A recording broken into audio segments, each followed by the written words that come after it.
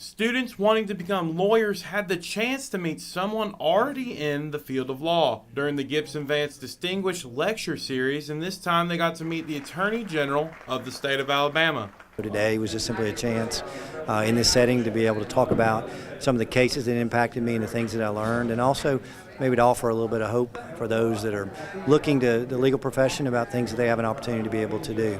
Marshall not only talked to the future lawyers of the world, he was able to talk to people wanting to go into a variety of different fields. I think the hope is that despite the fact that you may choose the medical field, the business field, or the legal field, there's clearly overlap. Attorney General Steve Marshall gave life lessons that will help somebody in the professional world. And now they just have to go outside the box and pursue that career. And each of those jobs has their own unique obstacles and problems.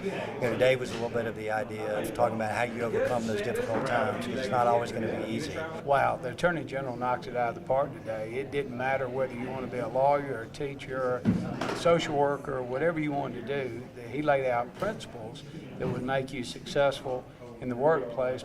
Marshall is one of the many speakers that have spoken at the Dixon Distinguished Lecture Series, with more speakers to come. Well, we're excited about it. We started it 2 years ago. We've had a lot of great lawyers throughout the country that started at Troy University, and it's our opportunity to bring some of the best lawyers from the state and the country to Troy, where our students can see them. Whether a student wanted to be a lawyer or they just wanted to own their own business, they at least know now how to deal with problems in the workplace.